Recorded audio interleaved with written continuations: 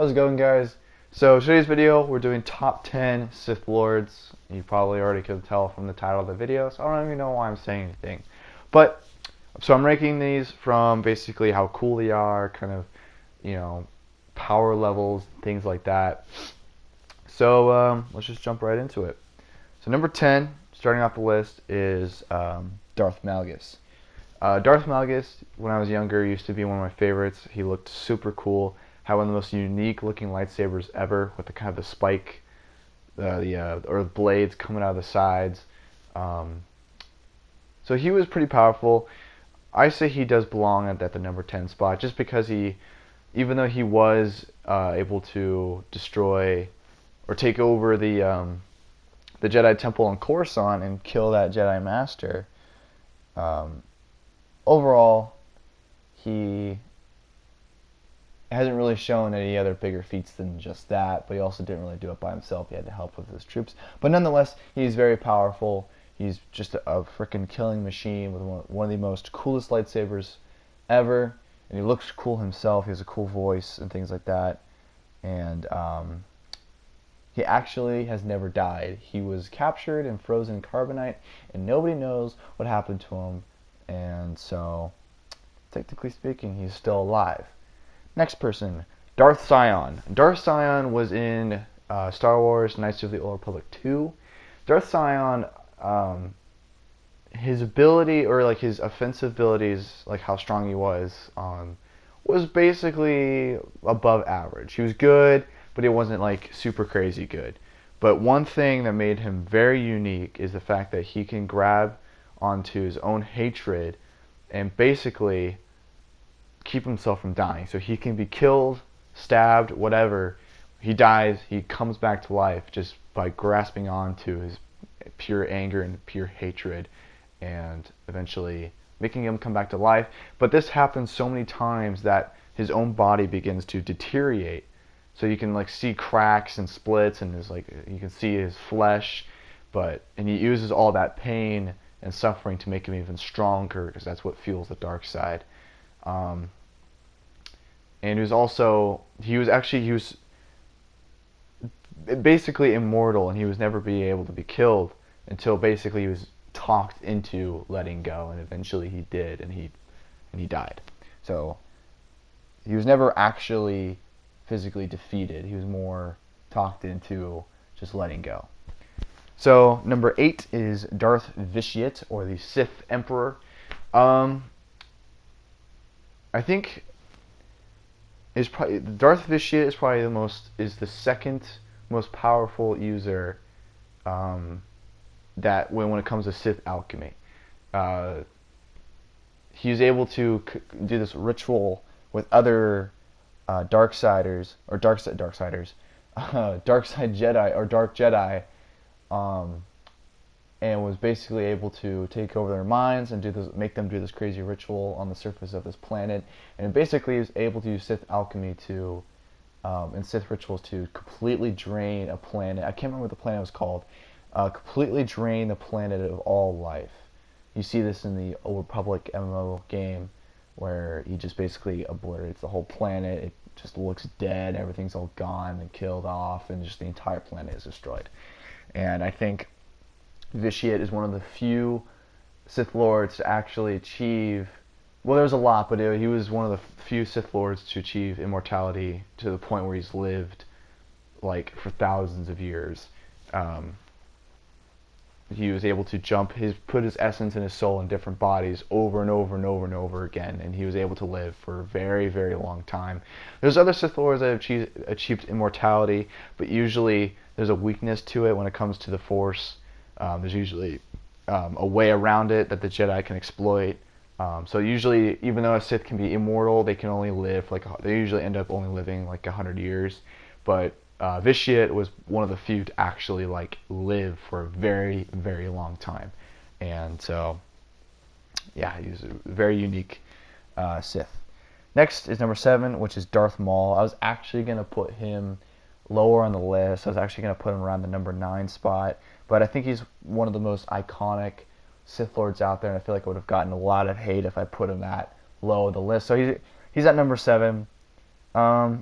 Obviously, we didn't see him do much other than defeating Qui-Gon Jinn and looking absolutely cool in the Phantom Menace. So I think his main peak was when he comes back in the Clone Wars and he's just kicking ass with his brother Savage, getting badass robot legs, and there was that one scene when they're running away from all the pirates and from Obi-Wan, and he grabs the ship and pulls it off the cliff with the Force, which is pretty common in the Star Wars like comics and things like that. But to actually visualize it and see it in a show was really cool to see. Just him just reach out and just yank it down with ease, just not even worrying about it. Especially he was even hurt too, so he was like, it was like a last chance type thing and didn't even wear him out that much. And I think that was one of the coolest moments ever. And obviously, freaking demoralizing and just kicking the crap out of Obi-Wan, like I think twice in the show. So yeah, so I think he deserves his spot in number 7 for sure. Number 6 is probably the most iconic Sith Lord ever, and also one of the most iconic supervillains, is Darth Vader.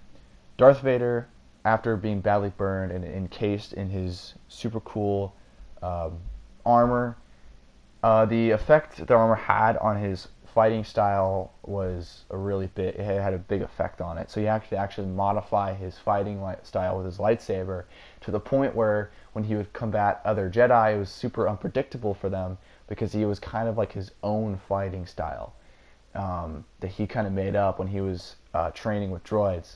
So aside from the fact that he's just really powerful, that modified fighting combat gave him a really big advantage when he's going up against other Jedis, and what made him come out on top and in defeating other Jedis. And also being really powerful, pulling down skyscrapers, pulling down ships from space, force choking several people at once, and things like that. That just makes him really cool, and obviously one of the coolest voices ever, and being one of the first Sith Lords in the Star Wars history to ever be introduced in the universe. Not obviously timeline-wise within the actual universe. I'm talking 1977, A New Hope is what I meant. So number 5 is Naga Sadow. Naga Sadow is an ancient Sith Lord, thousands of years before the Battle of Yavin, like significantly old. I think he's the oldest out of everybody here on this list. Naga Sadow is actually one of the Sith purebloods, and when I mentioned that I said Vitiate was the second most powerful person when it comes to Sith alchemy and Sith magic. Well, Naga Sadow, in my opinion, is the top dog. I think he's the most powerful when it comes to that kind of stuff, because using Sith crystals and other Sith magic and things like that, he was able to cause suns to supernova. If you don't know what that is, it's actually a real life thing. It's when the sun collapses or dies, and it causes a massive explosion that wipes out entire solar systems, basically. So Naga Sadow by himself, with a little Sith magic and a little Sith alchemy, was able to basically wipe out entire suns, and also was able to manipulate or use force illusions to an extreme extent. So he definitely owns that spot at number 5. Next is number 4, Darth Bane. Darth Bane is a very, very unique Sith. He was the one who invented the Rule 2. And I think one of the coolest moments I've ever read about Darth Bane is when he went outside during a storm, like a really heavy storm, and he ignited his lightsaber. And so he basically, when it was raining, he started twirling around his lightsaber, and he hit every single raindrop and was completely dry. That's how fast he was moving. That's how attuned his senses are, and that's just how crazy his defense was. And he had to make his defense so powerful because prior to this, he had this armor that was made out of like bugs that were like latched onto his skin, and it was like lightsaber proof. So his fighting style before that was all offensive. He didn't need to have any defense because somebody hit him with a lightsaber, it didn't do anything because he was basically lightsaber proof. But then the armor went away because they're bugs, so he didn't have the armor anymore. So he had to go back to a basic lightsaber combat skill, and he was able to freaking keep himself dry during a rainstorm. And I think all of you have been into a rainstorm before, and you know how hard it rains and how soaked you get. So the fact that he was able to use one lightsaber, He wasn't pulling a General Grievous here and just spinning like 4 of them above his head or anything like that, like an umbrella. No, just one lightsaber, just spinning it around, hitting every single raindrop completely, which is absolutely insane when we really think about it. It doesn't seem like a big feat compared to the other Sith Lords on this list, but if you really, really, really think about it, it's kind of crazy. So next on this list at number 3 is Darth Revan. Another very iconic, I think one of the most iconic Sith Lords in the Legends universe. One thing that's super unique about him is that he kind of had a combination of the light and dark. So technically, people say he's a gray Jedi. I don't think he's a gray Jedi. I think he's just I think he's his own unique version of a Sith Lord, because he still uses it as a dark side way. But it was a combination of light and dark, which made it into like this pure force, making him extremely, extremely strong. I mean, knocking down big doors and knocking down structures, which is using simple little hand gestures, force choking multiple people at once. It even goes as far as pulling down meteors from space and pulling them down into the atmosphere and defeating his enemies with that. And also has one of the coolest armors, and he dual wields a purple and a red lightsaber, and I think it looks so cool. And definitely earns a spot at number 3. Number 2 is Darth Sidious. Darth Sidious is beyond overpowered. First of all, using Force illusions and things like that to hide his dark side presence, so able to be hidden away in plain sight in front of even Master Yoda. Master Yoda wasn't even able to sense him. They were like two feet away. And his Force lightning was so powerful that he could actually not only electrocute dozens at a time, but also instantly vaporize them, just turn them into piles of dust. And he was also shown to be super strong with Force Choke. In the Clone Wars series, he Force Chokes 2 Mandalorian guards without even looking at him and without even holding out his hands like the others do in the show. Excuse me. And so that just proves how strong he is on that level. And not even that. That's just scratching the surface on how strong he is.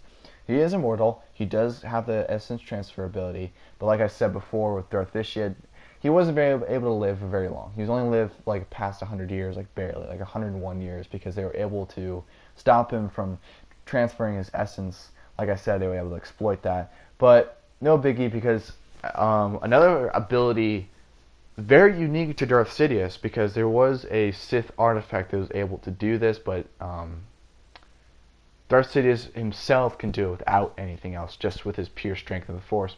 Basically, he's able to rip apart the space-time continuum and create these giant wormholes in space that can suck up entire fleets, can suck up the entire planet or the entire surface of planets, so he can kill a planet pretty much. Or he can even transfer people in time.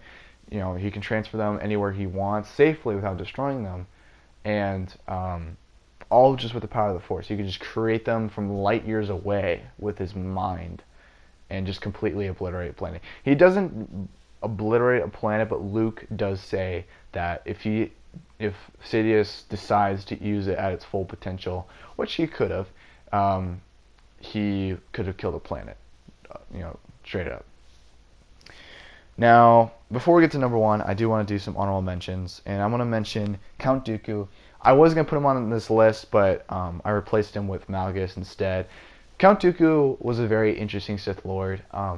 He kind of was in and out, with Attack of the Clones and Revenge of the Sith. He was just kind of brought in all of a sudden and brought out all of a sudden.